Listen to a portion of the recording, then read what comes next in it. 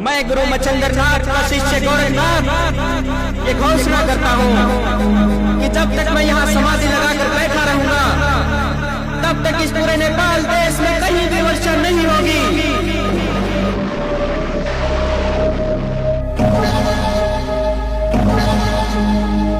इसलिए जिस दिन से महायोगी गुरु गोरखनाथ समाधि लगाकर बैठे थे उसी दिन से पूरे नेपाल में वर्षा की एक बूंद भी नहीं पड़ी। फलस्वरूप नदियों, तालाबों और झरनों का पानी सूख गया और अकाल की स्थिति उत्पन्न हो गई।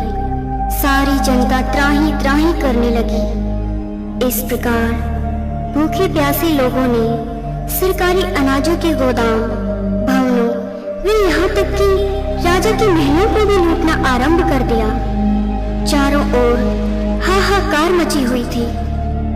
इससे विचलित होकर नेपाल नरेश महेंद्र देव ने अपने मंत्रियों व सेना नायकों की आपात बैठक बुलाई। सेनापति जी महाराज, ये हम क्या सुन रहे हैं कि सारे नेपाल में अफरा तफरी का माहौल है। लोग वर्षों से कमाए सरकारी खजानों व राजभवनों को लूट रहे हैं। हम ये जानना चाहते हैं कि इस तरह विद्रोही कैसे हो गई और हमारे पास इतनी बड़ी सेना है, फिर भी आप इस विद्रोह को रोक पाने में असमर्थ क्यों है? महाराज क्षमा करें, पिछले कई वर्षों से बरसात नहीं हो रही है, जिससे कोई फसल न होने के कारण अकाल की स्थिति उत्पन्न हो गई है और लोगों के पास खाने को कुछ भी शेष नहीं है। महाराज फलस्वरूप अब लोग लूटपाट पर उतर आए हैं और अब तो यह विद्रोह हमारे नियंत्रण से बाहर हो गया। महाराज सेनापति, तुम ये जानते हो कि अगर हम इस विद्रोह को नहीं दबा सके तो भूखी प्यासी जनता हमारे प्राण भी ले सकती है। कोई ऐसा उपाय सोचो जिससे ये विद्रोही जनता शांत हो जाए। इसका तो एक ही उपाय है महाराज। सेनापति जल्दी बताओ।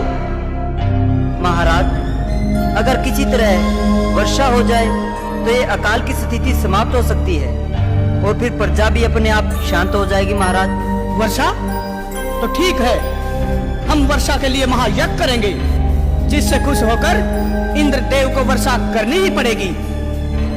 पुरोहित जी महाराज, आप पूरे संसार से अच्छे विद्वान ब्राह्मणों को बुलाकर एक विशाल यज्ञ की तैयारी करें।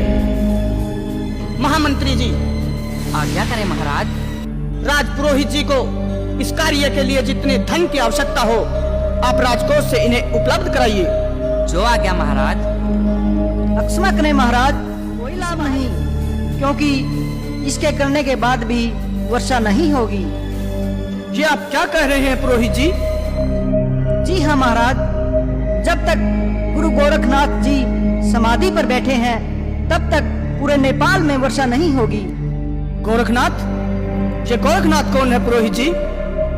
महाराज गोरखनाथ जी महायोगी गुरु मच्छिंद्रनाथ जी के शिष्य और भगवान शिव के अवतार हैं। उन्होंने ये घोषणा कर रखी है कि जब तक वे समाधि पर बैठे रहेंगे तब तक वर्षा नहीं होगी। महाराज अगर वो किसी तरह समाधि से उठ जाएं तो वर्षा हो सकती है।